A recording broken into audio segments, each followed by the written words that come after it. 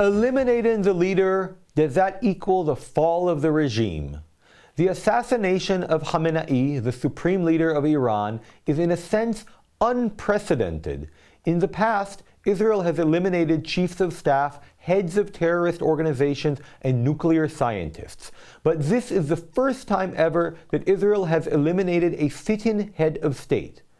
Even considering world history, this is a quite rare event, when a sovereign state decides to attack openly and directly to eliminate the sovereign leader of another state.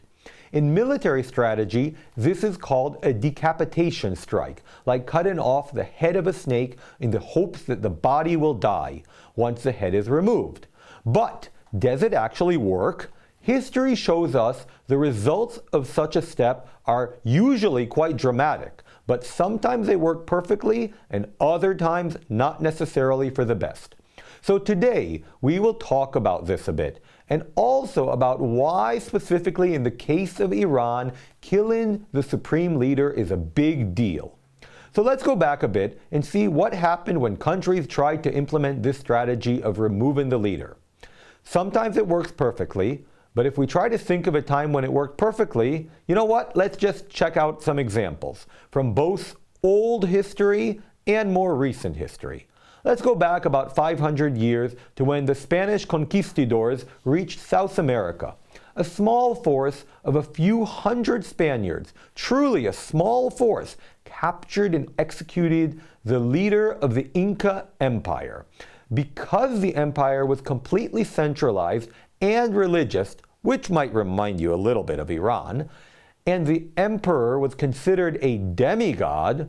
This isn't exactly like Iran, but it is similar because the supreme leader of Iran is in a sense the replacement or representative of Allah on earth. Anyway, because the conquistadors eliminated him, the chain of command of the Inca Empire completely collapsed and broke down. Their large army froze in place. The body simply died without the head. So here's an example of a time when killing the leader immediately collapsed the entire empire. Let's give another example from a little less than 500 years ago as well, and it too relates to the Spanish. This time, it didn't exactly work.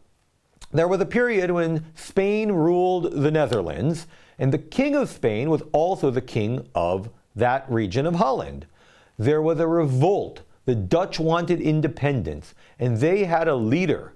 The Spanish king assassinated the Dutch leader Wilhelm, and the Spaniards were sure that as soon as they removed him, the revolt would fade. In reality, the assassination turned Wilhelm into a martyr, and the Dutch united with unprecedented rage and continued to fight, eventually winning their independence. Here we see that a dead leader can also become a myth and is very hard to defeat. Now, we have to think which of these examples is more similar to what happened in Iran. Is this a revolt that the people support, like in Holland, where the elimination of Khamenei might not necessarily be beneficial to Israel? Or is it a centralized empire where all power lies with one person, making it better for Israel? To me, it seems more similar to the case of the Inca than the case of the Netherlands. Let's see a couple more examples.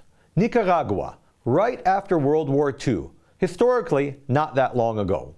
There was a dictatorship there. The ruler was murdered, but the family regime did not collapse. Power passed directly to his sons, and the dictatorship continued for many more years. This is a classic case where removing the man doesn't necessarily mean you've removed the mechanism. Another example, quite famous, a bit older, about 2,000 years old, but people don't change that much. The Roman Republic. Julius Caesar, when Julius Caesar was murdered, assassinated of course, the people who did it claimed they wanted to save the Roman Republic. This was exactly the period when the Republic was transforming from a republic into an empire. The end result, however, was a civil war, at the end of which Octavian won, becoming Caesar Augustus, and Rome became an empire instead of a republic. Here is another example where you had a certain intention and you removed the head, but you got exactly the result you didn't want. But again, we must ask, how similar is this case to the Iran? Let's see another example that might give us more to think about. South Vietnam. Around 1963, there was an assassination of the leader, and indeed, the regime fell. Excellent, classic. But the fall of the regime didn't solve the strategic problem, because South Vietnam entered a state of instability, full of coups and civil wars, and the anti-communist camp was weakened. So tactically it worked, but strategically it failed. Now, one could argue that all these examples don't apply because Iran doesn't really behave like a country. It's more like a drug cartel or a crime organization. But we have examples for that too. When they eliminated Pablo Escobar in Colombia or caught El Chapo in Mexico, the organization didn't disappear. What happened was that they split. They crumbled from within due to power struggles. When there is no single ruler who rules with an iron fist, the deputies begin to fight each other over territory, money, and control. This might be something similar to what we will see now in Iran, because the Revolutionary Guard controlled a massive share of the Iranian economy, and without Khamenei as the final arbiter and supreme dictator and decider of this crime organization, we might see a gang war within the regime itself. This leads us to the question, does Iran need a supreme leader? Is it that important for Iran to actually have a supreme leader? Is he just a figurehead? Can they manage this war without a supreme leader? I don't want to give a definitive answer because obviously I'm not in the future and I don't know what will happen. But I want to explain at least how the Iranian system works. The supreme leader is not just a president. I've already talked about, from a religious perspective within the Islamic Republic, he is the replacement for the Mahdi. That is the replacement for the messianic figure who, according to Shia Islam, is supposed to arrive and bring redemption. Imagine if the president of Israel had to be treated religiously as the replacement for the Messiah. That's roughly the parallel. And the supreme leader is not just a president. Everything goes through him. He is the supreme commander of the army. He is the supreme commander of the Revolutionary Guard, which is the most important body in Iran. It's not like here that there is a minister of defense, Israel style, who can give a comprehensive order, or a chief of staff who gives orders, especially when Israel has also eliminated many of those people.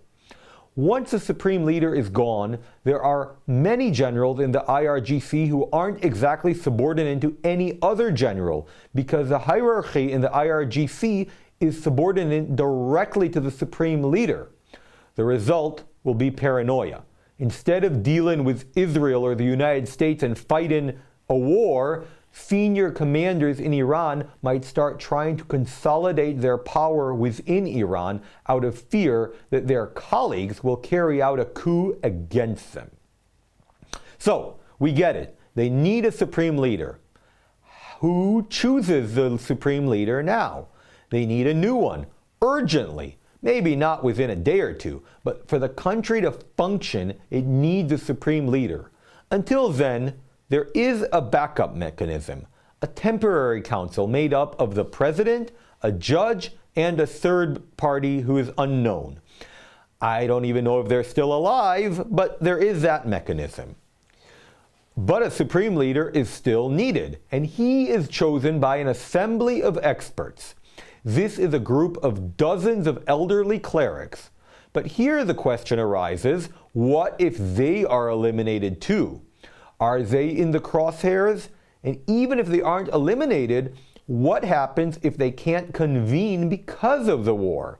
In such a situation, there is no legal mechanism in Iran that can appoint a new leader. This means the Revolutionary Guard doesn't have a commander. And that means that if they want to remain the strongest body in the country, they must carry out a coup and seize power. which takes away the regime's religious legitimacy, because the principle that I am replacing the Mahdi until he arrives is taken from them. Then the Islamic Republic finally becomes what it really always was, a military dictatorship. And assuming it survives, it might then look like other countries such as Egypt or Pakistan. It's worth noting at this stage of the story that Raza Pahlavi, the son of the last Shah of Iran, enters the picture. Pahlavi doesn't have an army. He doesn't have any tanks. He doesn't have political power inside Iran, like he doesn't have a political party. But he has something else. He is a symbol. He reminds Iranian of the period before the Islamic Revolution. If the masses of Iran identify the weakness of the IRGC and flood the streets, then Pahlavi could become a unifying figure. Not as a king, at least that's what he said, but at least as the head of a transitional government that gives legitimacy to the new Iran. He would be the symbol around which the country could rebuild itself, like other exiled leaders in history who returned after the collapse of a dictatorship. For example, the Vichy regime in France and Charles de Gaulle.